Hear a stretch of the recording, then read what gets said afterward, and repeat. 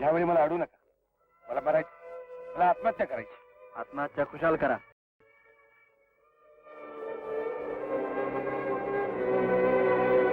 Q?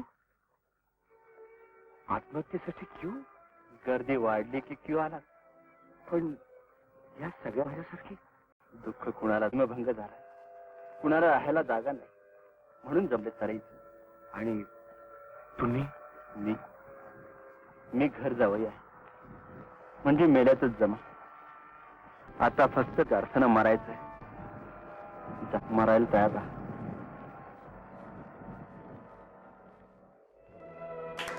ही होती सुरुवात पुढील 50 वर्षात मिळणार असलेल्या टाळ्यांच्या अनेक कडकडाटांची, शेकडो सन्मानांची, पुरस्कारांची आणि प्रत्येक मराठी मनावर भविष्यात कोरल्या जाणार असलेल्या 2 दमदार वजनदार शब्दांची. ते शब्द होते दिग्दर्शक राज दत्त.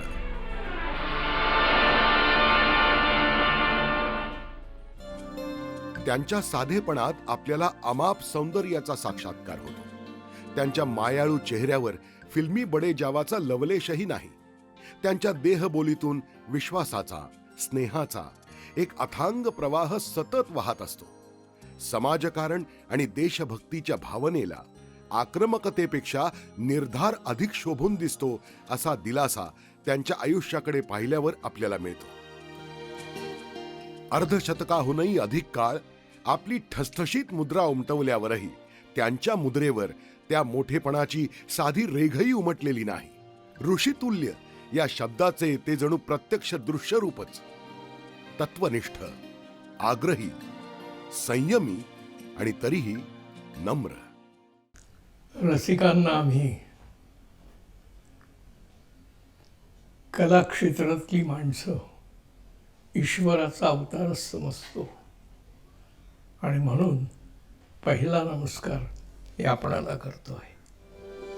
जवळपास 30 प्रदर्शित चित्रपट, त्यातील 13 चित्रपटांना राज्य शासनाचा सर्वोत्कृष्ट चित्रपटांसाठीचा पुरस्कार, 3 चित्रपटांना राष्ट्रीय पुरस्कार, एका चित्रपटासाठी फिल्मफेअर पुरस्कार, 3 लोकप्रिय मालिका आणि 1 महानाट्य.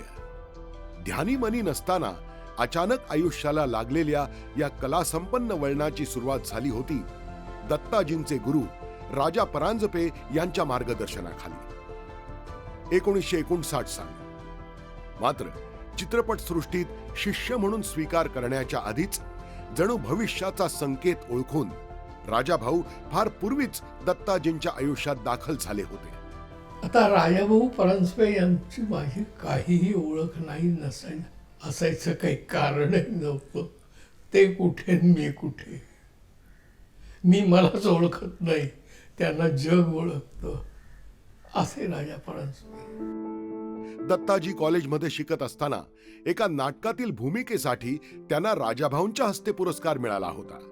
त्याच सुमारास दत्ताजींनी आपल्या काही मित्रांसोबत राजाभाऊंचा ऊन पाऊस हा चित्रपट पाहिला.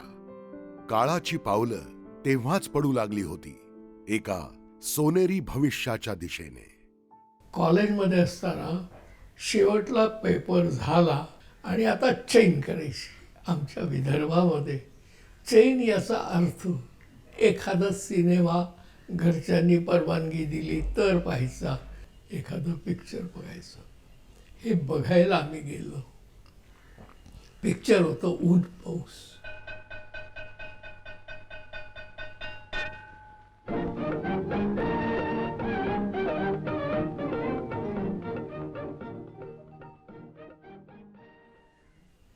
त्या चित्रपटाचा माझ्यावर खूपच परिणाम झाला.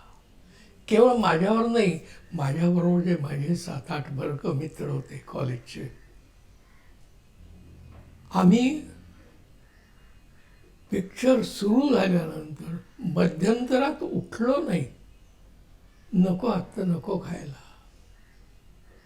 पिक्चर पूर्ण झालं, आम्ही बाहेर पडलो. टवाळकी वगैरे काहीही नव्हती. 10 मिनिटं प्रत्येकजण चालत होता. त्यावेळा प्रत्येकाच्या मनात हाच विचार येत होता, आणि तो म्हणजे या चित्रपटाचा, की म्हाताऱ्या आईबापांना अशा तऱ्हेनं टाकून देणं बरोबर आहे का? त्यांना पोषण्याची, जगवण्याची, औषध देण्याची हे कर्तव्य आहे आपलं. ते न करणारी माणसं कशी असतात ते त्या चित्रपटात दिसलं.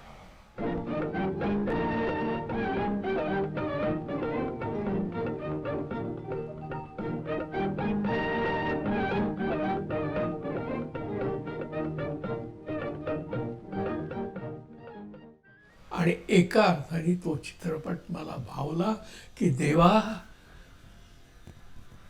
माझ्या इकडनं असंच घडेल का? अस्वस्थ झालो. आणि साधारण प्रत्येकाचीच ही अवस्था होती. 10-12 मिनिटं आम्ही कुणीच एकमेकाशी बोलत नव्हतो. नंतर हळूहळू बोलायला लागलो. संस्कार आणि संवेदनशीलता हा दत्ताजींच्या जगण्याचाच एक भाग होता. शाळेत निबंध लिहिताना तो संस्कार दिसे. साने गुरुजी, आचार्य विनोबा यांच्यासारख्या थोरांपुढे गेल्यावर मनाची संवेदनशीलता दिसे. त्यातून दत्ताजींचा वैचारिक पिंड घडत गेला.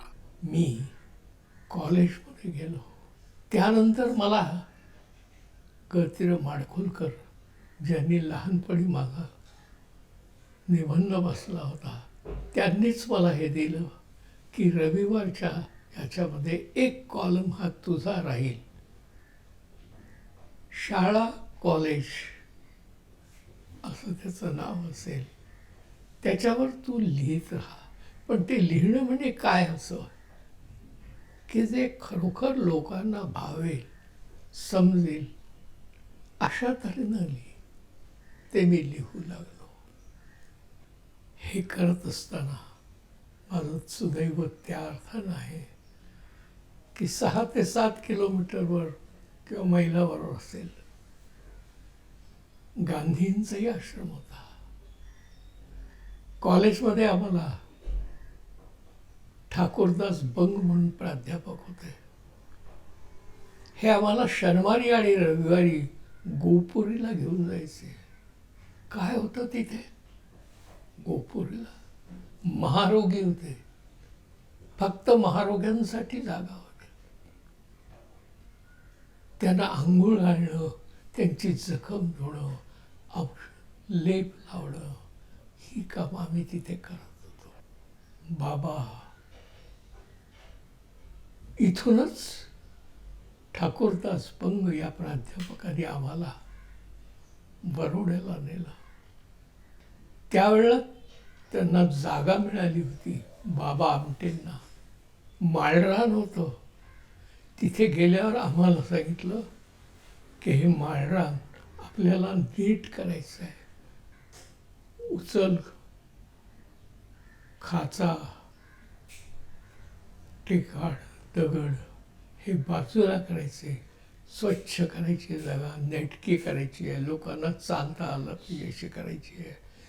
आणि ती माळरानावरची जागा आम्ही नीट करत होतो. फक्त रविवारी जायचं आणि यायचं. अशा ठिकाणी मला निश्चितपणानं असं वाटतं की हे सगळं जे मिळत गेलं त्यातून कुठेतरी मन हे अधिक विकसित होत गेलं. 21 जानेवारी 1932 रोजी विदर्भातील धामणगाव येथे जन्म झालेल्या दत्तात्रय अंबादास मायाळू यांना त्यांची कर्मभूमी खुणावत होती. बालपणीचा कॉलेजचा परिसर सोडून दत्ताजींची पावलं विदर्भाकडून पुण्याकडे वळली होती. पुण्यातील अल्पशा मुक्कामानंतर संघर्षानंतर पुण्याकडून पुढे ती मद्रासकडे वळणार होती. नियती इतिहास घडविण्याची तयारी करत होती. मी B.Com झालो त्या दिवशी रिझल्ट लागला त्या दिवशी माडखोलकरांकडे गेलो की मला सर तुमच्या इथे नोकरीला घ्या ना. त्यांनी नाही म्हटलं. इथे जागा नाही रे. पण जाताना हे सांगितलं थांब मी जरा चौकशी करतो 1-2-4 दिवसांनी तुला कळवतो. आणि 4 दिवसानंतर त्यांचं वर्ध्याला मला पत्र आलं की पुण्याला तरुण भारत नावाचं वर्तमानपत्र आहे तिथे नोकरी आहे. जाहिरात पाहिली होती. माझं त्यांचं बोलणंही झालं. तू तिथे पोच जा आणि राहा. आणि एका अर्थाने या पत्रातनं माझा विदर्भ सुटला. त्यानंतर मी विदर्भात जात नसायचं नाही, जात होतो. पण राहणं पुण्याला दैनिक तरुण भारत 1 वर्ष होतो. माझा पायगुण इतका चांगला होता की 1 वर्षाच्या आत दैनिक तरुण भारत पुढे बंद पडलं. आता काय करावं असा विचार आला. पोट आहे, स्वतःचं आहे, काय करावं. मग दगडू हलवायच्या चौकामध्ये बॉलपेन विकणं, आणखीन काही उद्योग करणं, त्यातून काहीतरी 4 पैसे मिळवणं आणि पोट भरणं अशी कामं करू लागत असतानाच माडखोलकरांचा निरोप आला की ते बंद पडलं. इथेही काही काम देता येत नाही, पण तुला एक चांगल्या जागी नोकरी देतो, तिथे तू जा. आणि ते पत्र होतं की चांदोबामध्ये तू संपादकीय विभागात जा. आणि तिथून माझं पुणं सुटलं आणि मी मद्रासला गेलो. दत्ताजी चांदोबाच्या संपादकीय विभागात नोकरी करत असतानाच चांदोबाची मालकी ज्यांच्याकडे होती त्या बी नागी रेड्डी यांच्या AVM स्टुडिओत राजाभाऊ चित्रीकरणासाठी आले होते. चित्रपट होता बाप बेटे. माणसं किती चांगली असतात. एवढा मोठा नागी रेड्डी सारखा मनुष्य, केवढं त्याचं साम्राज्य होतं, स्टुडिओ होता, चांदोबा होता, 12 भाषांमध्ये निघत होतं. त्या माणसाने सांगितलं की तू जर तुझं काम सांभाळून करत असशील तर तू तिथे शिकायला जायला हरकत नाही. आणि मी तिथे बाप बेटे नावाचा चित्रपट इथे ते सगळं कसं चाललंय, काय चाललंय हे समजून घेण्याचा प्रयत्न करत होतो. चित्रपट पूर्ण झाला. राजाभाऊ पुण्याला जायला निघाले. त्यावेळेला राजाभाऊ मला म्हटले तू येतोस का माझ्याबरोबर. म्हटलं कसं येणार इथे. म्हटलं माझं नोकरी चालू आहे. हां म्हणजे नोकरी चालू आहे तर मग ती सोडायची की नाही तुझं तू ठरव. माझ्याकडे तुला काही मिळणार नाही, फक्त जेवाय खायची तुझी सोय मला करता येईल, पण तू आलास तर मला आवडेल. मी वडिलांना पत्र लिहिलं. एक आमच्या संघाच्या जिल्हा कार्यवाहांना पत्र लिहिलं, अप्पाजी जोशींना. आणि ते पत्र लिहिल्यानंतर वडिलांचं पत्र आलं की आता तू मोठा झाला आहेस, काय करायचं कसं करायचं हे तुझं तू ठरव, मी त्यात पडणार नाही, तुला जायचं असेल तर जा. अप्पाजी जोशींचं पत्र आलं, तू असं का लिहिलंस. कुठल्याही क्षेत्रात संघाच्या स्वयंसेवकांनी जायला हरकत नाही, तो सिनेमा आहे म्हणून त्यात काय बिघडलं, तिथे तू जायला हरकत नाहीस. आणि त्या 2 पत्रांवर मी चांदोबाची नोकरी सोडली, पुन्हा पुण्याला आलो आणि राजाभाऊंकडे जवळजवळ 7 ते 8 चित्रपटांना 7 नंबरचा पहिल्यांदा मी असिस्टंट होतो. 7 नंबरचा असिस्टंट याचा अर्थ तो बॉय असतो, दुसरं काही नसतं. हे उचल रे, ते तिकडे ठेव, नीट कर, अमकं कर, एवढीच कामं. पण तरीही त्यातनं आपण शिकत जातो आणि त्यातून होत जातो. 7 चित्रपट झाल्यानंतर मग माझी घंटी वाजली. 7वा असिस्टंट आणि 7 चित्रपट. बाप बेटे या हिंदी चित्रपटापासून सुरू झालेली राजाभाऊंसोबतची शागिर्दी पुढे 7 चित्रपटापर्यंत सुरू होती. त्या काळात राजाभाऊंनी दिग्दर्शित केलेल्या जगाच्या पाठीवर, हा माझा मार्ग एकला, बायको माहेरी जाते, गुरुकिल्ली, आधी कळस मग पाया, पाठलाग या चित्रपटांसाठी सहाय्यक म्हणून काम करताना दत्ताजींचा प्रवास हळूहळू स्वतंत्र दिग्दर्शक होण्याकडे सुरू होता आणि राजाभाऊंच्याही ते लक्षात येत होतं. ते दत्ताजींवर जबाबदारी सोपू लागले होते. राजाभाऊ पाठलाग या चित्रपटाचं चित्रीकरण करत असताना घडलेल्या एका घटनेनं त्याला निर्णायक दिशा मिळाली. राजाभाऊंची आई ह्या आजारी पडल्या, त्या पुण्यात राहत होत्या. राजाभाऊ अस्वस्थ झाले होते. मी इथे आहे, आई तिकडे आहे, दवाखान्यात आहे, तिला भेटलं पाहिजे. पण त्या काळामध्ये असं शूटिंग थांबवता येत नव्हतं, खर्च खूप असायचे. तरीही राजाभाऊंनी एक दिवस विचार केला की रविवारी मला बोलवलं, बाकीच्या 2-3 असिस्टंट्सना बोलवलं की तुम्ही याला मदत करा.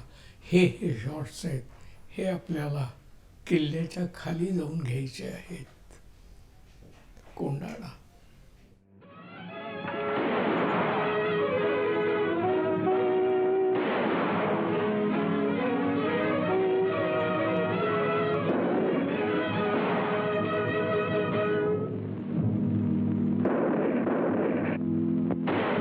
आम्ही तिथे गेलो, ते शॉट्स घेतले, गाड्यातल्या काही ओळी घेतल्या आणि त्याच्यानंतर ती निगेटिव्ह ज्या वेळेला कोल्हापूरच्या तिथे शूटिंग होतं, 15 दिवसांनी मुंबईला आली. बॉम्बे लॅबमध्ये आम्ही ती पाहिली आणि माझ्या पाठीवर मी समोर बसलो होतो थिएटरमध्ये, राजाभाऊ मागे होते. त्यांनी माझ्या पाठीवर हात ठेवला. त्या हात ठेवण्यामध्येच माझ्या लक्षात आलं, खूप छान केले सर म्हणे शॉट्स. मी कल्पना केली होती त्यातही तू भर घातलीस, अधिक चांगले झाले, मला आवडलं.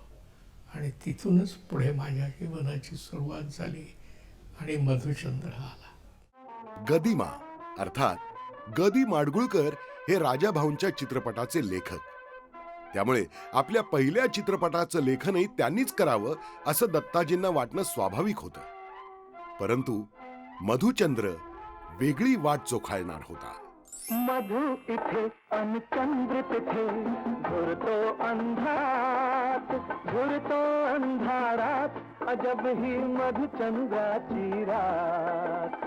मधु इथे अन चंद्र तिथे, घुरतो अंधारात, घुरतो अंधारात, अजब ही मधुचंद्राची रात. एक दिवस राजाभाऊ शूटिंग करत असताना निरोप आला कोल्हापूरला, सगळ्यांनाच मिळालं की लाल बहादूर शास्त्री वारले. एवढा मोठा माणूस आज गेला, आपण थांबूया.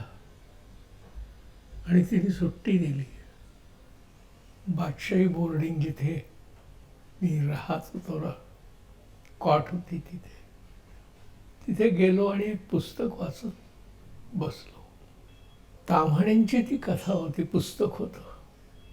त्यातली एक कथा वाचता वाचता मी किती हसायला लागलो. आणि एका अर्ध्या मिनिटानंतर मला जागृती झाली की काय नालायक आहेस तू. अरे आजचा दिवस काय, वार काय, लाल बहादूर शास्त्री सारखा एवढा थोर मनुष्य गेलाय आणि तू ही करत असतोयस. मी पुस्तक मिटलं, वाचलंच नाही. पण त्यानंतर दुसऱ्या दिवशी ते पुस्तक काढून ती संपूर्ण कथा वाचली. प्रभाकर ताम्हाणे यांच्या अल्ला जाने क्या होगा आगे या कथेवरून पटकथा लिहिण्यास माडगुळकरांनी प्रतिसाद दिला नाही. तेव्हा दत्ताजींनी मधुसूदन कालेलकर यांच्याकडून चित्रपट लिहून घेतला. पटकथा वाचल्यावर मात्र माडगुळकरांनी खुलेपणानं तिला दाद देत त्यातील गाणी लिहिली. माडगुळकरांनी गाणी लिहिली, हे चिंचेचे झाड. आणि माझा पहिला चित्रपट धडाक्यात प्लाझामध्ये चालला. हे चिंचेचे झाड तिथे मग चिनार वृक्षा परी दिसशी तू नव तरुणी काश्मीरी. हे चिंचेचे झाड तिथे मग चिनार वृक्षा परी दिसशी तू नव तरुणी काश्मीरी. हे चिंचेचे आपले गुरु राजाभाऊ परांजपे यांच्या नर्म विनोदी शैलीत दत्ताजींनी केलेला हा चित्रपट लोकांना आवडला. दत्ताजी यशस्वी दिग्दर्शक झाले. पण दिग्दर्शक झाल्यावर दत्ताजींनी एक महत्वाची अशी गोष्ट केली जी त्यापूर्वी कोणत्याही दिग्दर्शकाने केली नव्हती. का कुणाला माहिती, पण त्या काळामध्ये एक पद्धत होती, डिरेक्टर्स चेअर असायची. अगदी राजाभाऊंनाही होती, भालजींनाही होती. भालजी अगदी मराठीत शुद्ध कोल्हापुरी भाषेत बोलायचे, पण खुर्ची मात्र लागायचीच. मी जर सर्वात पहिल्यांदी काय गोष्ट केली असेल तर डिरेक्टर्स चेअर्स ही काढायला लावली स्पॉट. मी सांगितलं की नाही, मी कुठेही बसेन, कुठेही थांबेन. सेट असेल त्या सेटवरच्या खुर्चीवर बसेन किंवा खाली बसेन, ओट्यावर बसेन. हा एक वेगळा पांडा माझ्याकडनं पडला. पहिलाच चित्रपट, पहिलंच यश आणि कौतुकाचा वर्षाव. तिकडे दूर धामण गावामध्ये ही कीर्ती पोहोचली होती. परंतु दत्ताजींच्या वडिलांना प्रश्न पडला होता, आपला मुलगा दिग्दर्शक झाला म्हणजे नेमकं काय झाला. दत्ताजींनाही ते तेव्हा सांगता आलं नाही. त्यावेळची एक घटना आहे की त्यावेळेला आम्ही पुण्यात राहत होतो, पण वडिलांना बोलवावं अशी माझी इच्छा नव्हती. पण त्यांनीच आपण सांगितलं, तुझ्या पहिल्या पिक्चरच्या पहिल्या याला मी येतो. पुण्यात आले होते, ते रिटायर्ड झालेले होते. सगळे लोक आलेत आणि त्यांनी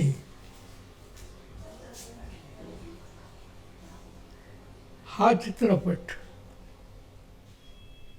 पाहिला. ते आलेत आणि रात्री पिक्चर संपल्यानंतर मी वडिलांना विचारलं, दादा कसा वाटला.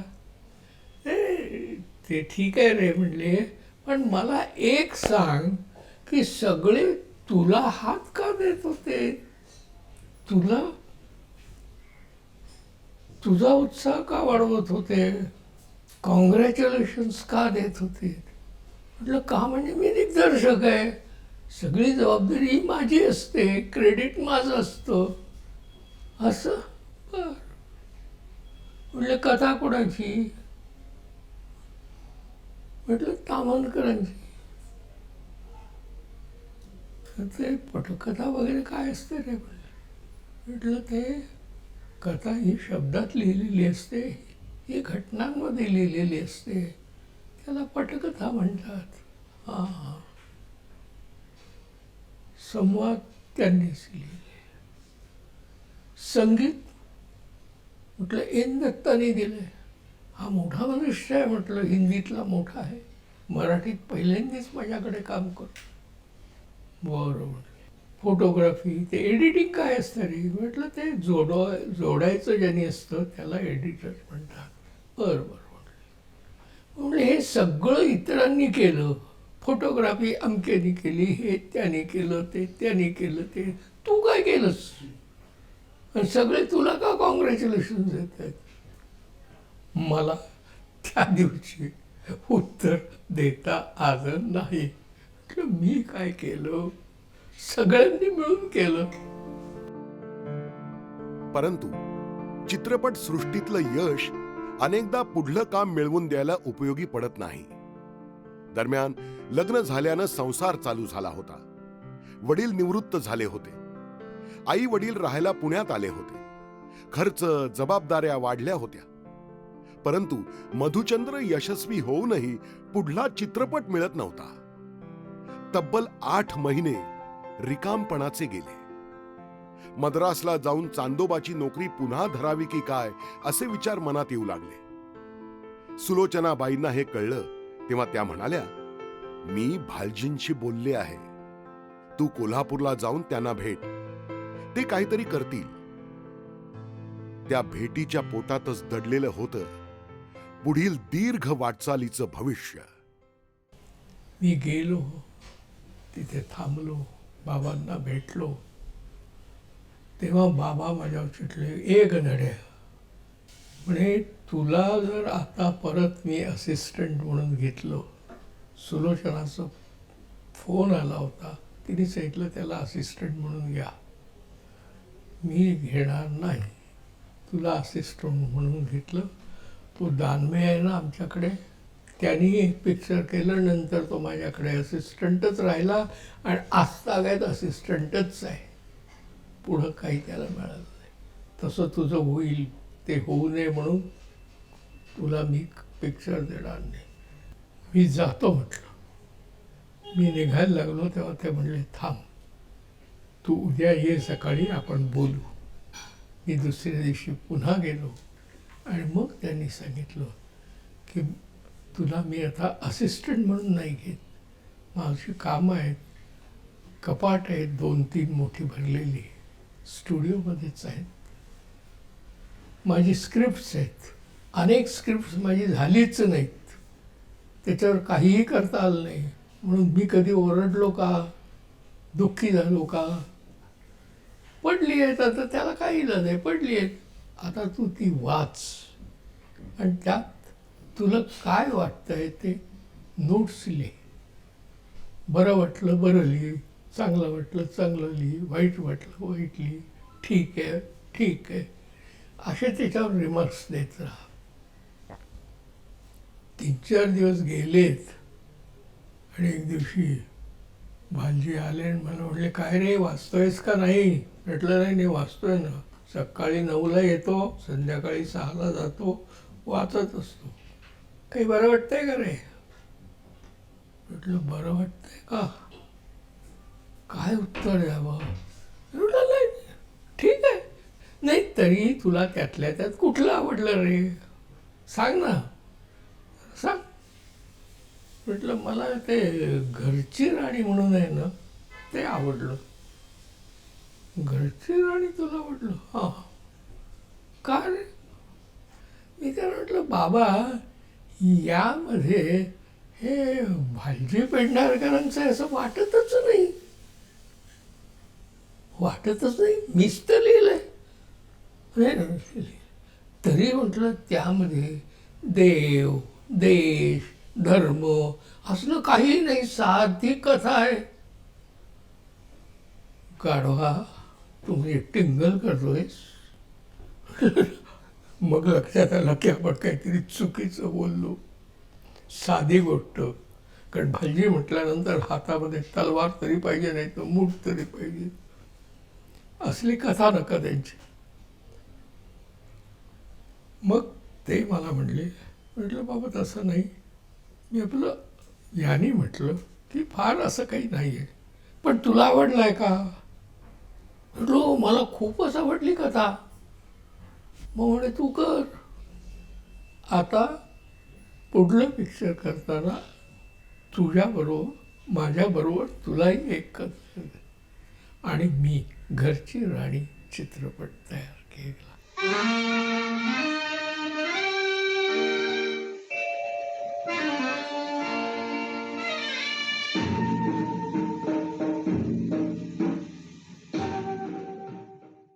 काय पाहतोयस?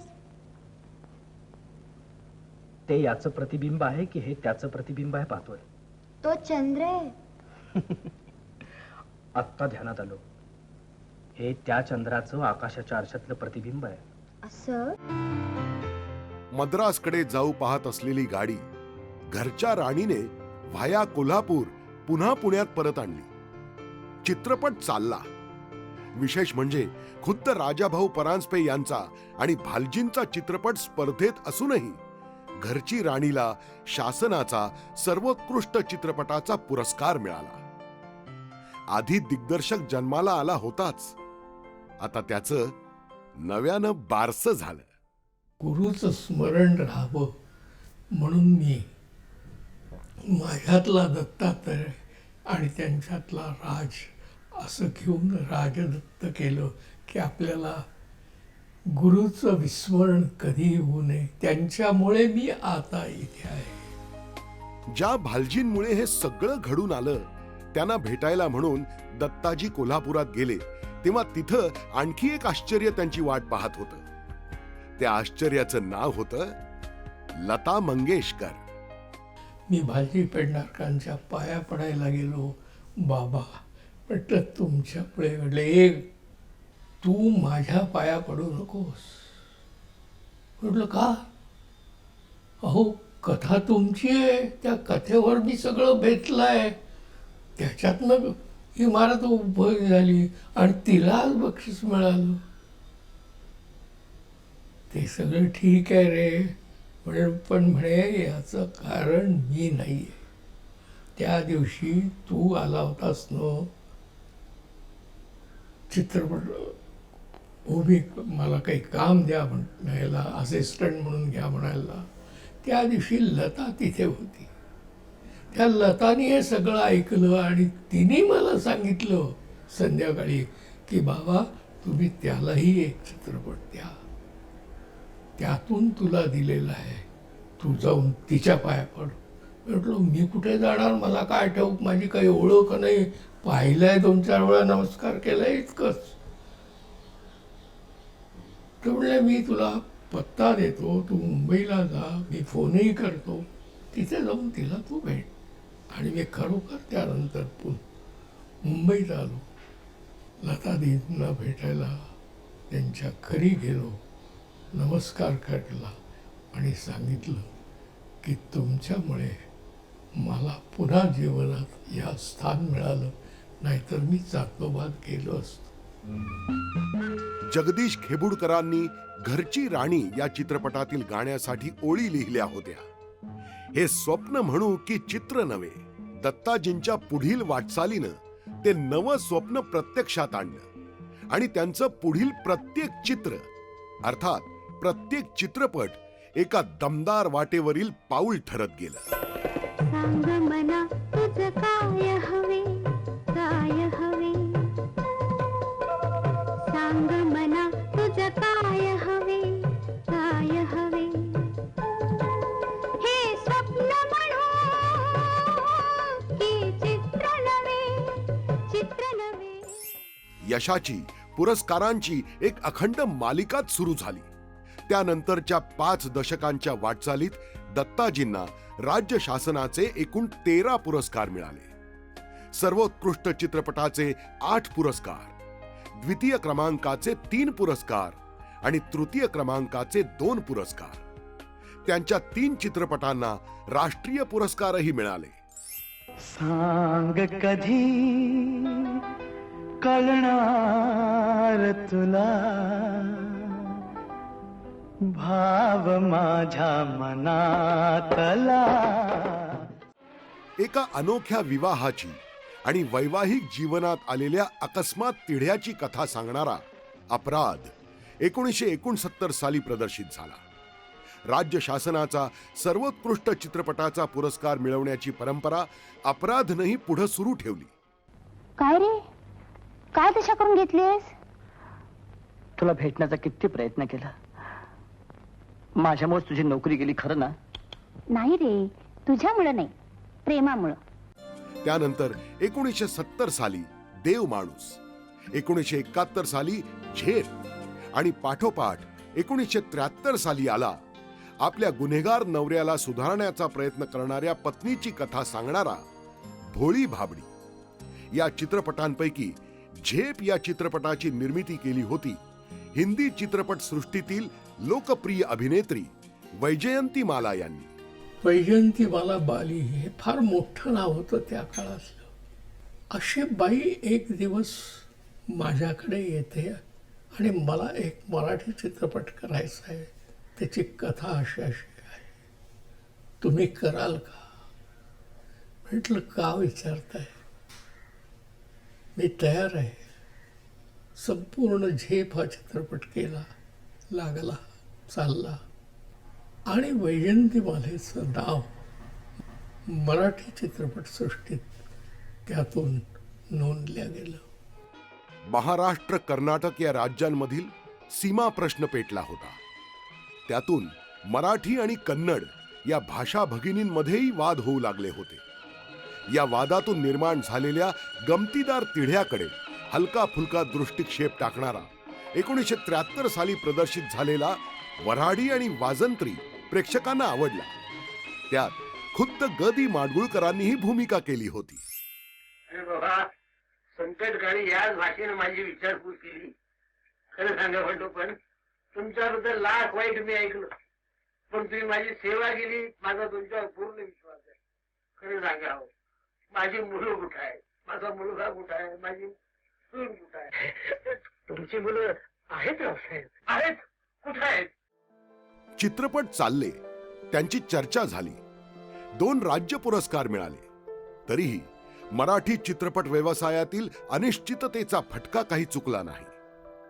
चित्रपट उद्योगच संकटात सापडल्यानं निर्मिती घटली आणि दत्ताजींनी पुन्हा दक्षिणेकडे कूच केलं. दिग्दर्शक के बालचंदर यांचा सहाय्यक म्हणून काम सुरू केलं. परंतु सुखांनी पुन्हा दत्ताजींचा शोध घेतला.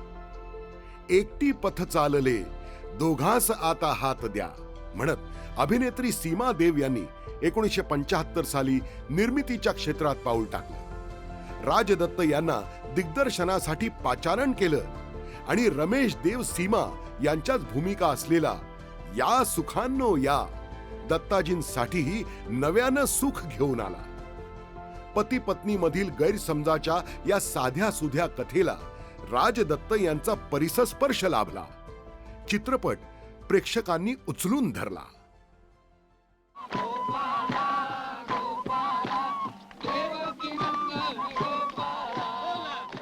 मराठी चित्रपटांच्या कोणत्याही चौकटीत, कोणत्याही चाकोरीत बसू शकणार नाही असा देवकी नंदन गोपाला हा चित्रपट आला 1977 साली.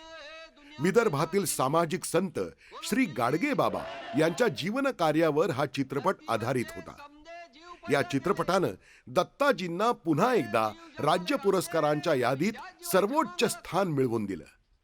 राम कदम यांचं अतिशय उच्च दर्जाचं संगीत, अस्सल वऱ्हाडी भाषेतील संवाद आणि समाज सुधारणेचा दत्ताजींच्या जिव्हाळ्याचा विषय. अरे तुम्ही काय माणसं व्हा का हैवान व्हा? आपला तो जीवन दुसऱ्याचं काय? आमची म्हातारी बिमारीने हात पाय जाळते, मरीन पण डॉक्टरले सुई नाही टोचू देणार. देवकी नंदन गोपाला करताना जर माझ्या समोर कुणी असेल किंवा ज्यांनी मला दिशा दिली असेल ती ही होती की हा मनुष्य भोळा भाबडा नाही, हा चिपळ्या केवळ टाळ वाजवणारा माणूस नाही, तर हा समाज सुधारक आहे.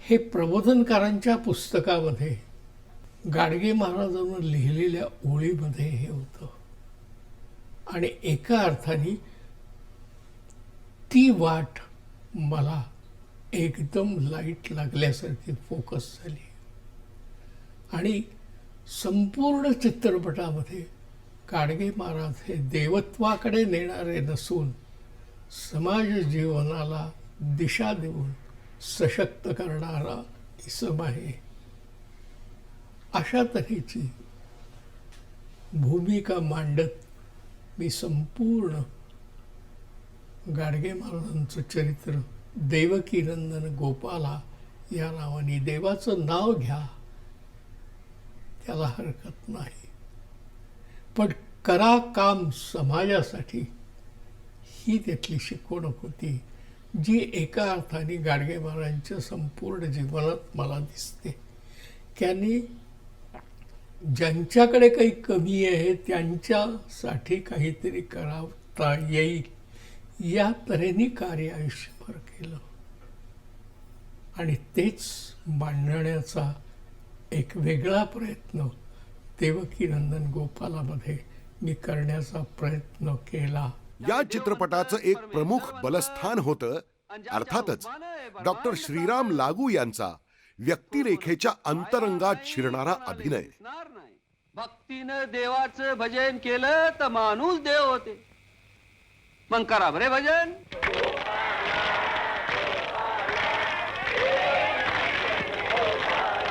डॉक्टर लागूंबद्दल काय बोलावं.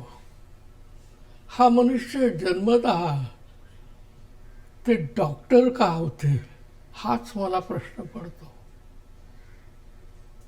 ते खरं तर कलावंत, उत्कृष्ट कलावंत, कुठलीही भूमिका असो ती साकारताना त्यात समरसून जाणारे.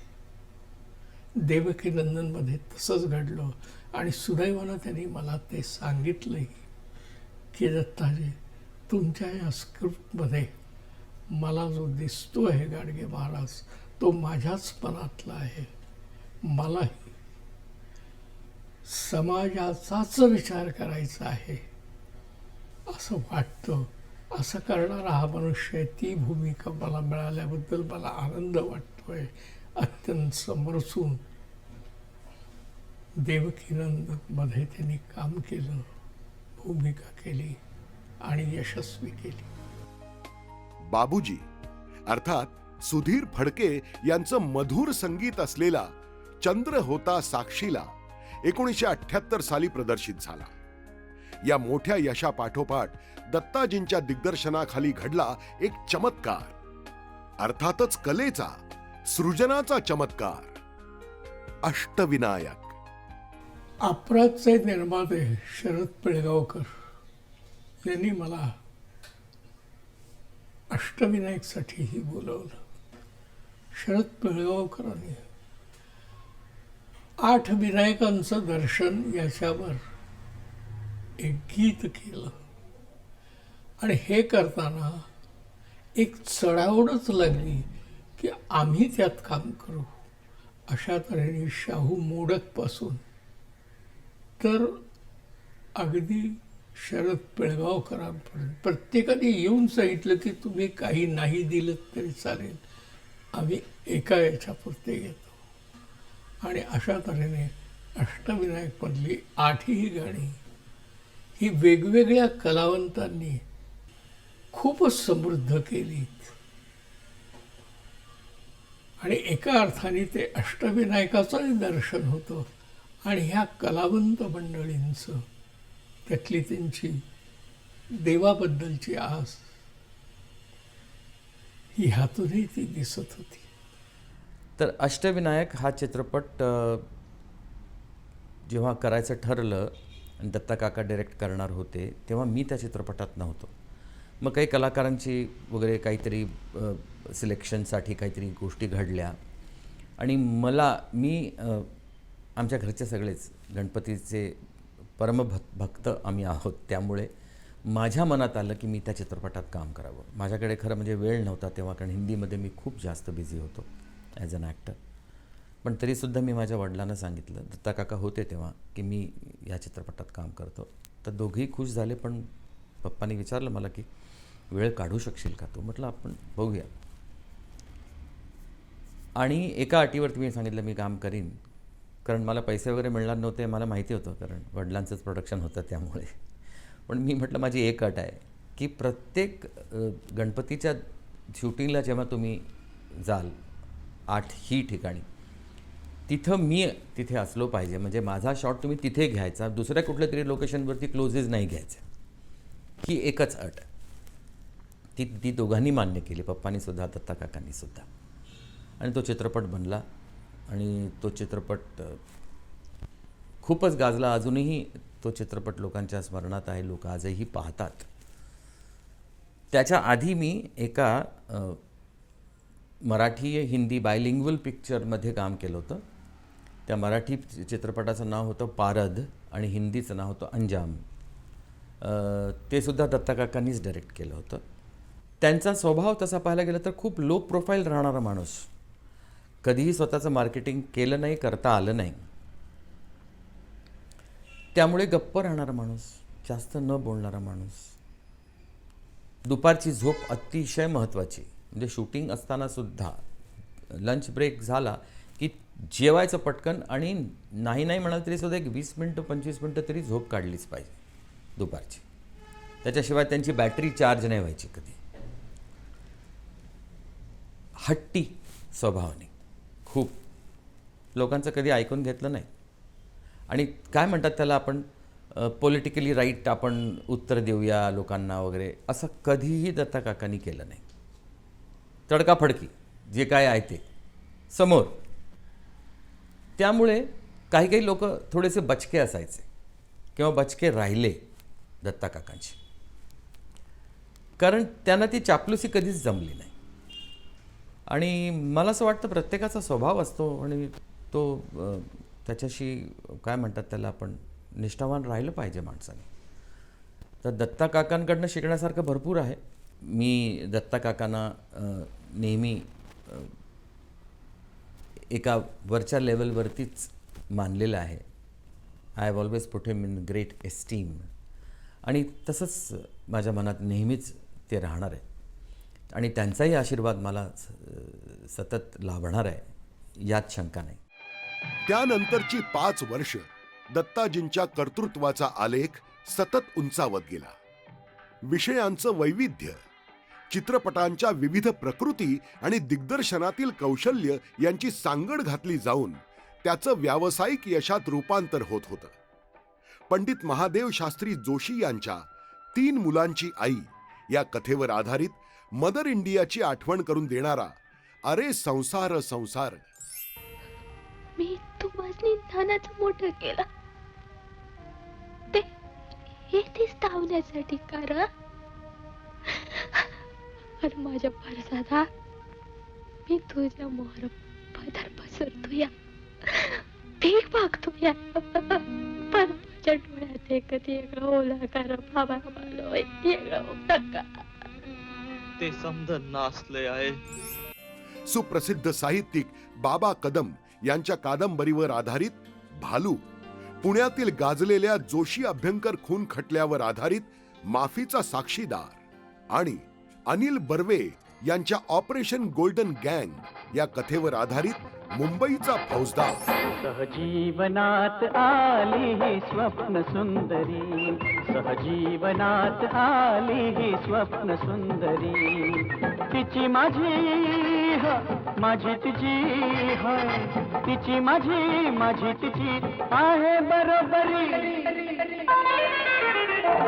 सहजीवनात आली ही स्वप्न सुंदरी, सहजीवनात आली ही स्वप्न सुंदरी. हे करत असताना मध्येच माझ्याकडे एक मुंबईचा फौजदार या नावाची कथा आली.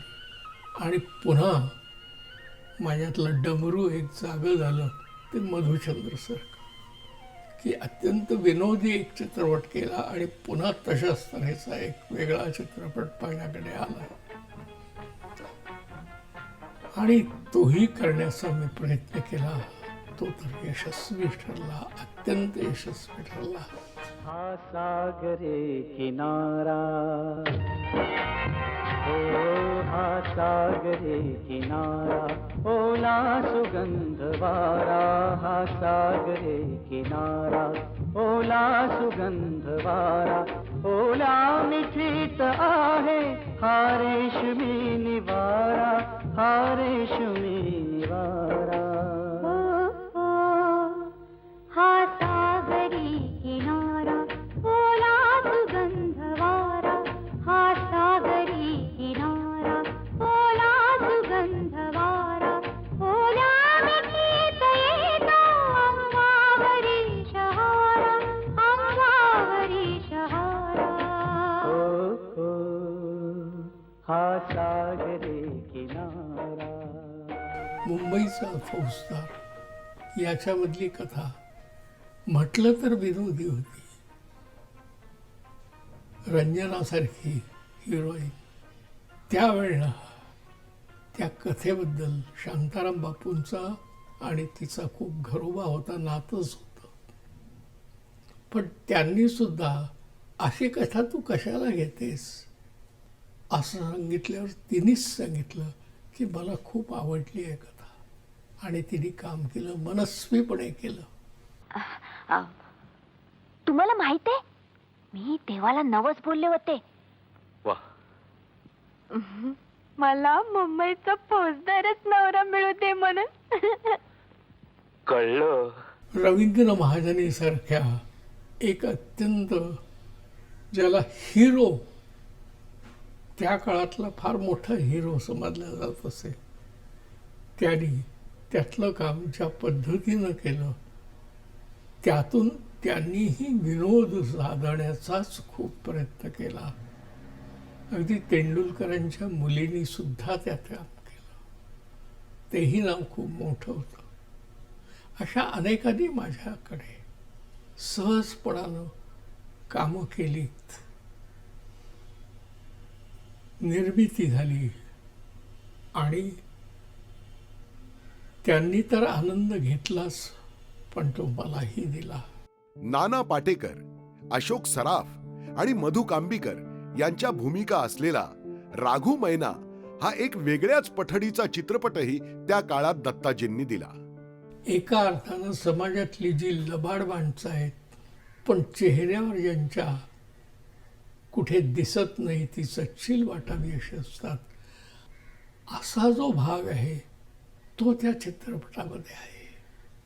नाना पाटेकर, अशोक सराफ,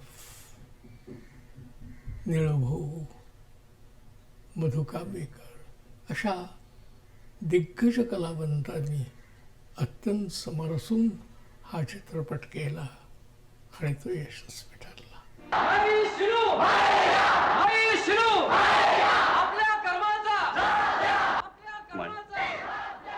तिन्ही सुनांचे दागिने ते. याच काळात दत्ताजींच्या 2 चित्रपटांना राष्ट्रीय आणि त्याच बरोबरीनं सर्वोत्कृष्ट चित्रपटाचे राज्य पुरस्कारही प्राप्त झाले. त्यातील पहिला चित्रपट होता जयवंत दळवी यांच्या पर्याय या कथेवरील पुढचं पाऊल आणि या वाटचालीवर कळस चढवणारा चित्रपट होता शापित. थेट टोकदार भाष्य, लखलखीत अभिनय, दमदार संगीत आणि संवेदनशील दिग्दर्शन अशा याच्यामध्ये माझ्याकडे शापित नावाचाही चित्रपट आला. एक दिवशी मी असाच त्या कथेवर विचार करीत बसलो असताना, स्क्रिप्ट रायटिंग चालू असताना, घरा कामात होते. सकाळी आम्ही एका हॉटेलमध्ये त्यांनी आम्हाला एका लॉजमध्ये आम्हाला गव्हर्नमेंटच्या जागा दिली होती आणि त्याच्या समोरच एक मोठा बंगला होता, तिथे न्यायाधीश राहत होते. मी सकाळी फिरायला जायचा त्यावेळेला एका माणसाला मी रोज तिथे पाहत असे आणि त्याच माणसाला मी सकाळी 10 वाजता साहेबांच्या आधी त्यांची गाडी उघडणं, त्यांना बसवणं आणि स्वतः तो जो चपराशाचा पट्टा असतो तो कुर्ता असतो तो हे घातलेलं आणि वरती फेटा असा पाहिला आणि त्याला मी त्यांच्या घरात काम करतानाही पाहत असे. म्हणून मी सहज त्याला विचारलं की अरे तू पट्टेवाला आहेस, सरकारी नोकर आहेस, तुला सरकारकडनं पैसा मिळतो, मग तू त्यांच्या घरी का जातोस, पाणी कशाला भरतोस, बागेला पाणी का देतोस. तेव्हा तो म्हणला काय करू साहेब, मी अजून परमनंट झालो नाही, साहेबांची चिठ्ठी मिळाली, पत्र मिळालं तर होईल. तर साहेबांनी मला सांगितलं की आधी तू माझ्याकडे ये, घरातली अशी अशी कामं कर, मग बघू. माझा नाईलाज झाला, मी करायला लागलो. तेव्हा मनात माझ्या विचार आला की गुलामगिरी फक्त आफ्रिकेतच नाही आहे, ती जगभर आहे, सर्व ठिकाणी आहे, माणसापदही आहे. आणि मग मला ती कथा थोडीशी उलगडू लागली आणि त्यानंतर त्याला मी शापित नावाचा चित्रपट केला. सरकार तुमच्या पाया पडतो, सरकार तुमच्या पाया पडतो. नाही सरकार, दुसरी काय करतो माझे पाय तोडू नका सरकार. अरे असेल हिंमत तर झुकारून द्या ती कर्ज, झुकारून द्या ती गुलामगिरी, ती लाचारी, ते जोखड, आणि चला शहराकडे. एक गोष्ट चांगली होती की सगळे कलावंत, मधु कांबीकर सारखी पहिलंच काम करणारी चित्रपटामध्ये, नाटकात तिने केलं होतं, म्हणजे तमाशात तिने काम केलं होतं, ती मिळाली. आणि तिने इतक्या मनस्वीपणे ते काम केलं. थोडीशी अडाणी होती, पण अडाणी असली तरी विद्वत्ता नव्हती असं नव्हतं, असं नसतंच. शाळेत शिक्षण घेतलं नसेल घेतलं, पण व्यावहारिक ज्ञान येत नाही, इतर ज्ञान येत नाही असं होत नाही. तिच्या बाबतीत मी हे अनुभवलं. शापितमध्ये निळू फुलेंसारखा मनुष्य, कलावंत उत्तम, पण विनोदाकडे जास्त आहे लक्ष. मी म्हटलं यातली भूमिका तशा अर्थाने विनोदी नाही, ते चेहऱ्यावर एक्सप्रेशनही नको आहे, जे विनोदी नटाला लागतं, त्या कॅरेक्टरला लागतं. ही एक गंभीर भूमिका आहे, त्यातलं दुःख, त्यातल्या व्यथा ह्या समोर आल्या पाहिजेत. मग ते माझ्याबरोबर बसायचे, रिहर्सल करताना विचारायचे हे जमलंय का, हे बरोबर आहे का. म्हणजे निळू फुलेंसारखा मोठा मनुष्य, म्हणजे एका अर्थाने त्या काळामध्ये माझ्यापेक्षाही त्यांचं नाव मोठं होतं. अनेक नाटकातनं भूमिका, अनेक चित्रपटातनं भूमिका केल्या होत्या. पण ही सगळीच माणसं माझ्याशी अत्यंत निरलसपणे वागायची. मोठेपणाचा कुठे हे नव्हता. माणसं एकदा दत्ताजींच्या संपर्कात आली की ती कायम त्यांच्या प्रेमात राहत. सर्जा हे त्याचंच एक उदाहरण. दिग्दर्शक म्हणून दत्ताजींच्या आत्तापर्यंतच्या चित्रपट कारकिर्दीच्या अखेरच्या काळातील हा राष्ट्रीय पुरस्कार विजेता कलाविष्कारही प्रेक्षकांच्या चांगलाच पसंतीला उतरला. याच चित्रपटातून अभिनेत्री पूजा पवार यांची कारकीर्दही सुरू झाली होती. सर्जाच्या नायिकेसाठी माझं सिलेक्शन झाल्यानंतर मला जेव्हा ट्रेनिंगसाठी बोलवलं तर सीमा रमेशदेव यांच्या घरी मी राहायचे आणि तिथं दत्ताकाका पण यायचे, घरचेच रिलेशन आहेत त्यांचे. सो तिथं दत्ताकाका आल्यानंतर माझ्याकडून डायलॉग बोलून घ्यायचे आणि मला शिकवायचे ते प्रत्यक्षात की कसं बोलायचं असतं. डोंबरीण असेल तर कशी बोलेल, साधीबाई असेल तर कशी बोलेल, मग तिचा लहेजा काय असेल. म्हणजे हे जे बारकावे आहेत ना, त्यांनी मला खूप चांगल्या पद्धतीने शिकवलेले आहेत. आणि हेच बारकावे आम्ही, असं नाही की आत्ता हे शिकवलं आणि नंतर ते, त्यांच्या लक्षात इतक्या छोट्या छोट्या गोष्टी असायच्या, त्याच त्यांनी तिथं ते बरोबर त्याचा वापर करायचे अजून एक म्हणजे की त्यांनी माझ्या डोळ्यांचा वापर पण खूप चांगल्या पद्धतीने केला, की गाण्यामध्ये काही डोळ्यांच्या बाबतीत जे काही लाईन्स आहेत त्याच्यावरती सुद्धा त्यांनी ते घेतलेलं. म्हणजे थोडक्यात काय की अभ्यास कसा करायचा एखाद्या गोष्टीचा, एखाद्या सिनेमाचा, एखाद्या सीनचा, एखाद्या डायलॉगचा, एखाद्या ॲटमॉस्फिअरचा किंवा नैसर्गिकतेचा, हे दत्ता काकांमुळेच सगळं मला ह्या गोष्टी खूप आत्मसात करता आल्या, खूप शिकता आल्या आणि त्या आजतागायत माझ्याबरोबर आहेत. आज मी जो काही आहे चित्रपटसृष्टीमध्ये, मी जे काही प्राप्त केलं आहे, ज्या स्थानाला पोचलो आहे, त्यामध्ये 2 व्यक्तींचा खूप मोठा हात आहे आणि एकीचा आशीर्वाद आहे. त्यातले 2 म्हणजे माझे वडील श्री रमेश देव आणि दुसरे श्री राज दत्त. आणि जिचा आशीर्वाद माझ्या डोक्यावर आहे ती माझी आई सीमा देव. दत्ता काकांनी मला अशा बऱ्याचशा, कदाचित ते अर्धांगी चित्रपट निर्माण करत असताना त्यांनी बरेच चेहरे पाहिले असतील आणि त्याच्यातून निवडलेला होता. बाबांनी आणि त्यांनी जेव्हा शेलारखिंड कादंबरी वाचली, माननीय बाबासाहेब पुरंदरेंबरोबर त्यांनी बरेचसे किल्ले पण फिरले आणि त्याच संदर्भात त्याच वेळेला मीही त्यांच्याबरोबर फिरायचो. त्यानंतर सर्जा घडला. आपल्याला जर चांगला गुरु मिळाला, मला आईवडीलच भेटले ज्यांच्याकडून मला हा वारसा मिळाला, परंतु तरीसुद्धा कॅमेरासमोर उभं राहिल्यानंतर कसं वागायचं, कसं बोलायचं, कुठे बघायचं, आपल्या आवाजाचं प्रोजेक्शन काय करायला हवं, आपले एक्सप्रेशन्स किती मोठे पाहिजेत, किती लहान पाहिजेत, किती एक्सप्लेनेटरी पाहिजेत, ह्या सगळ्या गोष्टी आपल्याला आपला गुरु, आणि जर तो दिग्दर्शक असेल तर तोच आपल्याला शिकवतो. तेव्हा या सगळ्या गोष्टी मला दत्ता काकांकडनं शिकायला मिळाल्या. मी त्यांचे हे आभार कधीच विसरू शकणार नाही. अर्धांगी चित्रपटाला, माझ्या पहिल्याच चित्रपटाला मला विशेष अभिनेता हे पारितोषिकही मिळालं स्टेट गव्हर्नमेंटचं, महाराष्ट्र राज्य पुरस्कार. त्यानंतर सर्जाला, चित्रपटाला नॅशनल अवॉर्ड मिळालं, स्टेट अवॉर्ड मिळालं. तेव्हा ते जे काही त्यांनी घडवलं मला आणि जे काही मी घडलो, यामागे पूर्णपणे दत्ता काकांचा हात आहे. सर्जातले काही क्षण मला अजूनही म्हणजे खूप सगळेच आठवतात, पण काही अगदी सांगायचं म्हणजे त्याच्यामध्ये मला ना बोथाटी शिकायला सांगितलं होतं आणि मला शिक्षण होतं बोथाटी शिकायचं. 2 हातामध्ये बोथाटी फिरवून पेटवून मग ते शिकतात आणि ते मला खूप चांगलं जमत होतं.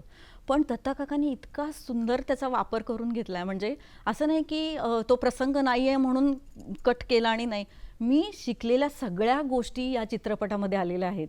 शेवटची जी फायटिंग क्लायमॅक्स जो आहे तो सुद्धा इतका सुंदर, म्हणजे मी पाहिजेच त्याच्यात, त्याचे बोथाटी आणि लाठी फिरवायची आहे ते मी इतकं छान म्हणजे करून घेतलं माझ्याकडून. त्यामुळे प्रत्येक क्षण माझ्या तो लक्षात आहे. प्रत्येक सीनला न्याय कसा देता येईल हे दत्ता काकांनी बघितलेलं आहे. त्याच्याचमुळे तर नॅशनल अवॉर्ड मिळालं सिनेमाला. 2002 साली आलेला झंझावात हा दत्ताजींचा दिग्दर्शक म्हणून शेवटचा चित्रपट. दरम्यान त्यांनी मार्क झुबेर आणि शर्मिला टागोर यांच्या भूमिका असलेला दूरी हा हिंदी चित्रपट केला. दुसऱ्या जगातली, हाक, वाक्या अशा काही हिंदी मराठी चित्रपटात भूमिकाही केल्या. परंतु चित्रपटांव्यतिरिक्त त्यांनी केलेल्या दिग्दर्शनातील एक अत्यंत महत्वाचा ऐवज म्हणजे गोट्या ही मालिका. बीज अंकुरे अंकुरे ओल्या मातीच्या कुशीत, कसे रुजावे बियाणे माळरानी खडकात. गोट्या ही मालिका माझ्याकडे आली.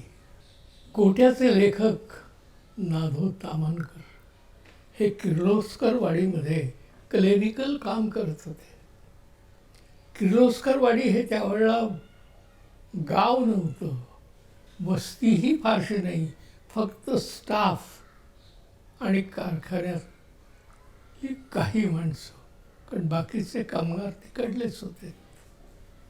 ते यायचे. माझ्या सुदैवानं ठाण्यात आमच्या घराच्या जवळच्या 2 गल्ल्या सोडून त्यांच्या पत्नी राहतात असं मला कळलं, कारण तामनकर केव्हाच गेले होते. म्हणून मी त्यांच्याकडे गेलो आणि त्यांना विचारलं की मला या गोट्याबद्दल तुम्ही काही सांगा ना हो. तुमच्या नात्यात कुठे असं मूल होतं का असं कुणी की ज्याच्यातनं इन्स्पायर होऊन त्यांनी ही कथा ही लिहिली. बे बीज कुठे सापडलं तुम्हाला? त्या हसल्या आणि मला म्हणल्या, काय बोलताय तुम्ही? अहो त्या काळामध्ये हे दुपारी 1 वाजता यायचे, जेवण करायचे, अर्धा तास झोप काढायचे, पुन्हा कामाला जायचे. बायकोशी साहित्य या विषयावर चर्चा वगैरे काय सांगताय तुम्ही? काही सुचलं असेल तर सांगतील वगैरे असं काहीही नव्हतं. माझ्या आमटीमध्ये माझ्याकडनं चुकून मीठ कमी पडलं तर आमची बोला चालवायची. अहो काय करताय, मीठ अबकं नाही आहे, हे नाही. जेवणात काही कमी जास्त झालं असेल तर त्यावर, ह्याबद्दल नाही. मी विचार करू लागलो की मग यांच्या नात्यात कुणी असा मुलगा दिसला नाही, काही नाही, काही सांगत नाही, काय असेल हे. आणि खाडकन माझ्या डोक्यामध्ये एक प्रकाश किरण आला आणि मी थोडीशी टवाळी तामणकरांची केली मनातल्या मनात. स्वतःशी बोललो, थोडंसं मोठ्यानेही बोललो, पण ते माझं मला ऐकायला येईल या पद्धत. अरे म्हटला, तामणकर मा लबाड मनुष्य, हातला हा जो गोट्या आहे ना, हे 1985 च्या काळातलं किंवा 19व्या शतकाच्या नंतरच्या काळातलं श्रीकृष्णाचं रूप आहे. कृष्ण जसा सगळ्यांना भावला त्याच्या लहानपणात मोठेपणात सगळ्यात, तसं हे कॅरेक्टर मला वाटतंय. आणि ही एक इन्स्पिरेशन घेऊन मी त्यातून गोट्या मालिका निर्माण करण्याचा प्रयत्न केला. वा वा वा वा वा, चांगलंच सांगतेस. आम्हाला काय आमच्या टांगड्या म्हणून घ्यायच्यात का? अगं आजी, तूच म्हणालीस ना मगाशी, मेल्यानो घरात आलात तर टांगडी मोडून ठेवीन एकेकाची. नको रे बाबा. I'm very honored to make this video on Sri Rajrata sir. He had directed a movie for my father called Hets Maza Mahir, which won many awards. My father had produced that movie.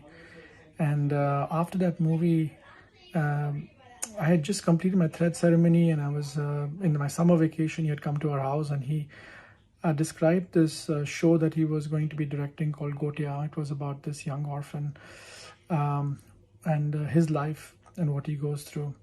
And I had never read the book before, but as he read the script to me, it sounded like a very exciting role. And so we started filming that summer. The first few episodes were in Uran. And I remember, even the first few scenes, I had to go climb a coconut tree, draw water from a well. And he was very thoughtful and patient with me. He had a really strong sense of the script and what he wanted the characters to be and act out. And I remember even as a young child when I was being asked to act out certain scenes, he would actually act it out for me the exact way he wanted it. Most of the times, when he was on the set, he was very quiet. He was always writing notes, really trying to absorb the script. And so it was obviously a life-changing experience for me after that show. I was recognized all over Maharashtra and Bombay. So I am always eternally grateful and thankful to him for giving me the opportunity to play that role in Gotia. I still get fan mail after all these years. And that shows you the care and attention that went to directing that serial. वास्तू पुरुष तथास्तु तथास्तु म्हणत असतो. थोराला सुद्धा पोच राहत नाही टिंगल करते वेळी. हो चुकलंच आमचं. तुम्हाला वेळेला मुलांचं कौतुकच नाही. किती छान बोलला गोट्या सत्काराच्या वेळेला. हो जरा कौतुक करा, शाबासकी द्या. गोट्या ह्या मालिकेत दत्ताजींनी त्यातली पात्र, त्यातले प्रसंग, कोकणची पार्श्वभूमी ही इतकी परिणामकारकपणाने उभी केली होती की ती मालिका अतिशय लोकप्रिय झाली. त्यानिमित्ताने दत्ताजींचं व्यक्तिमत्व मला आणखीन जवळून न्याहाळता आलं. इतकी कमालीची शिस्त, म्हणजे सेटवर सगळ्यात पहिल्यांदा ते हजर असायचे. विश्रांती घेणं वगैरे त्यांना ठाऊकच नव्हतं. जेवणानंतर अक्षरशः मोजून 5 मिनटं ते फक्त भिंतीला एक पाय टेकून, अशी मान मागे टेकून, डोळे मिटून विश्रांती घ्यायचे. तेवढी 5 मिनटं त्यांना गाढ झोप लागायची. ही एक अद्भुतच गोष्ट होती. पण असं विलक्षण व्यक्तिमत्व त्यांचं होतं. आजही मला गोट्याची आई म्हणून अनेक लोक ओळखतात. ही माझ्यासाठी खूप आनंदाची आणि अभिमानाची गोष्ट आहे. आमची सर्वांची पण अंथरुणा पांघरुणा तू घाल. काय म्हणून? शंकरनं तसा कायदा केलाय, आमच्या सगळ्यांची कामं तू करायचीस आजपासून. मी मालकाला सांगेन तुम्ही मला छळ करताय असं. अरे पण मालक गेलं गावाला. नाव सांगतोय. मला पहिल्याच भेटीत कळलं होतं की अत्यंत साधं व्यक्तिमत्व आहे. पांढरं शुभ्र धोतर, खादीचा कुर्ता आणि अत्यंत मृदू आणि मितभाषी दत्ताजी. त्यामुळे खरं तर आम्हाला पहिल्या दिवशी दडपण होतं शूटिंगच्या दिवशी, पण त्यांनी ते अत्यंत सोपं करून टाकलं. कारण तिथे कुठल्याही प्रकारचा तणाव नव्हता सेटवर आणि त्यांना बरोबर ठाऊक होतं की मुलांकडून काम कसं करून घ्यायचं आपण. मला अजूनही आठवतं आहे, जसे इतर दिग्दर्शक ॲक्शन म्हणतात शॉटच्या सुरुवात करायच्या आधी, तसं ते म्हणत नव्हते. म्हणजे रोल साऊंड कॅमेरानंतर ते फक्त चला असं म्हणायचे. त्यामुळे आम्हाला ते समजायला थोडासा वेळ गेला की ॲक्शनच्या ऐवजी दत्ताजी चला म्हणतात. पण अतिशय छान वातावरणात ते पूर्ण झालं. अनेक गोष्टी आम्हाला त्यांच्याकडून त्या काळात शिकायला मिळाल्या आणि मी खरोखरच ऋणी आहे दत्ताजींचा की मला त्यांनी ती संधी दिली त्यावेळी. नाटक हा प्रकारही दत्ताजींनी वेगळ्या प्रकारे हाताळला आणि संत रामदासांवरील महानाट्य अत्यंत वेधक शैलीत सादर केलं. तरुण वयात रंगमंचावर सादर केलेल्या स्त्री भूमिका, आचार्य अत्रे, शिरवाडकर यांच्या नाटकात केलेली कामं, या नाट्य संस्कारांचेही दत्ताजींनी यातून पांग फेडले. संस्कार भारतीसाठी काम केलं. दादरा नगर हवेली, गोवा मुक्ती संग्राम यात सक्रिय भागही घेतला. कला संपन्न देशभक्तीचा घेतला वसा मनापासून सांभाळणारे, संघ संस्काराची कायम जाण ठेवणारे दत्ताजी एक आदर्श पती होते, एक आदर्श वडीलही होते. ही घरातली भूमिकाही समरसून करत होते. एकेका छोट्या छोट्या फील्डवर त्यांची एवढी जबरदस्त पकड आहे आणि त्याच्यावर खूप जास्त डिटेलिंगमध्ये काम करून, मग ते म्युझिक असू देत, स्क्रिप्ट असू देत, ॲक्टिंग असू देत, एडिटिंग असू देत, साऊंड इफेक्ट्स असू देत, छोटे छोटे स्क्रीन प्ले असू देत, प्रत्येक फिल्म मेकिंगमधल्या फील्डवर त्यांची इतकी जबरदस्त पकड आहे आणि त्याच्यावर काम करून ते जेव्हा पुढे ओव्हरऑल तो पिक्चर आम्हाला बघायला मिळतो तेव्हा ते सगळं एकमेकात इतकं छान जेल झालेलं असतं आणि तिथे कुठेही असं वेगवेगळं काही मला कळतच नाही की ह्याचं एडिटिंग कसं आहे का, ह्याचं म्युझिक चांगलं आहे का. माझ्यापर्यंत ती पूर्ण स्टोरी पोचते आणि एक शिक्षणाचा भाग हा आजही असतो की ह्यातून मला काय शिकता येईल. आणि इतक्या उंचीला तर पोचण्याची गोष्ट तर लांबच आहे, पण तिथपर्यंत मला बघता येईल का, हे जे इतकं उंच शिखर गेलं आहे आणि वरवर जातच आहे, तिथपर्यंत पोचता येईल का, हा मुळात मनात प्रश्न असतो प्रत्येक वेळी. पण एका अर्थी बरं असतं कारण आपल्याला शिकायचं आहे, अजून इतकं पुढे जायचं आहे म्हटल्यावर ते शिक्षणासाठी पण चांगलं आणि पुढे जाण्यासाठी पण चांगलं. बाबांविषयी सांगायचं झालं तर बाबा जितके बाहेर मोठे आहेत तितकेच घरामध्ये एकदम साधेपणाने राहणं हे त्यांनी आम्हाला शिकवलं. आम्ही एकत्र फॅमिलीमध्ये होतो तर त्यांची मुलं आणि त्यांच्या भावाची मुलं ह्यांच्यात कधीही त्यांनी फरक केला नाही. कुठल्याही फंक्शनला ते नसायचे, पण कोणीतरी आजारी पडलं तर नक्की ते त्यांचं काम सांभाळून रात्री दवाखान्यात जाणार हे इतकं ठरलेलं असायचं की ते आम्हाला माहितीही होतं की बाबा तिकडे असलेच पाहिजेत म्हणून. आणि एक कुटुंब प्रमुख म्हणून बाबा इतके आम्हाला आदर्श आहेत की कसं वागायचं, घरातल्यांशी कसं सांभाळून घ्यायचं, प्रत्येक वेळेला इतकं त्यांनी आम्हाला त्यांच्या सांगितलं नाही पण त्यांच्या वर्तणुकीतून आम्हाला ते समजत गेलं. स्वयंपाक हा त्यांच्या अत्यंत आवडीचा विषय आहे. घरी आले की ते फक्त स्वयंपाकघरातच सापडतात आणि त्यांना सतत काहीतरी प्रयोग करत राहायला आवडतं, जे कधी कधी खूप छान असतात आणि कधी कधी कठीण असतं. पण कुकिंग भयंकर आवडतं त्यांना. म्हणजे त्यांना जर सकाळपासून रात्रीपर्यंत स्वयंपाकघरात राहून काहीतरी शिजवा, काहीतरी करत राहा म्हटलं तर ते आनंदाने आणि आवडीने करतील. अजूनही आमच्याकडे कोणी आले जेवायला तर त्यातल्या खास करून गोडाचा दुधी हलवा, गाजर हलवा हे बाबांनी बनवलेलं असतं. सो मला असं वाटतं हे फार बाकी कोणाला माहिती नसेल.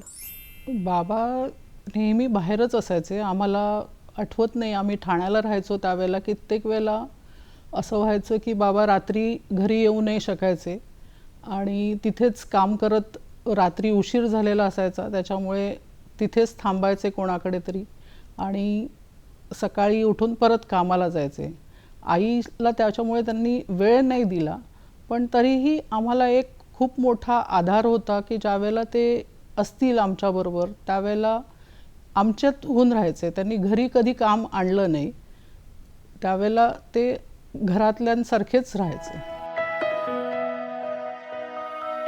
50 वर्षांहून अधिक काळ केलेला चित्रपटांचा संसार, मालिका, नाटक, असंख्य कार्यक्रम, पुरस्कार, मान सन्मान, रसिकांचं, कलावंतांचं अलोट प्रेम आणि धामणगाव पासून सुरू होऊन मुंबई पुण्यात येऊन थांबलेला एक कृतार्थ आशय संपन्न प्रवास. या प्रवासाचा मुसाफिर दिग्दर्शक राज दत्त अर्थात दत्तात्रय अंबादास मायाळू 21 जानेवारी 2022 रोजी वयाची 90 वर्ष पूर्ण करीत आहे. अजूनही चांगलं काम आलं तर ते हाती घेण्याची उमेद आणि जिद्द बाळगून असलेल्या या महान दिग्दर्शकाला उत्तम आरोग्यासाठी आणि दीर्घायुष्यासाठी लाख लाख शुभेच्छा. मराठी रसिक त्यांच्यावर कायम प्रेम करीत राहतील. त्यांनी दिलेल्या उत्तमोत्तम कलाकृतींबद्दल कायम त्यांच्या ऋणात राहतील. आणि एका अर्थाने आता हे माझं दालन सुरू झालं आहे. करता येईल तोपर्यंत करेन, बोलावतील तेव्हा जाईल आणि आनंद घेईन कामाचा.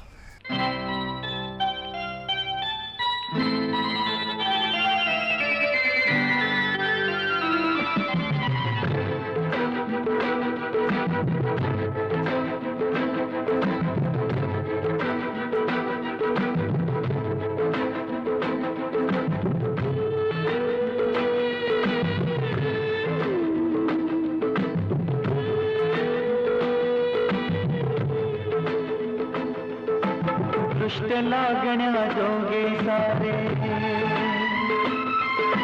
गाल बोट ही कुठे नसे जग दोघांचे असे रचते स्वर्गच्या पुढे फिका पडे स्वर्गच्या पुढे फिका पडे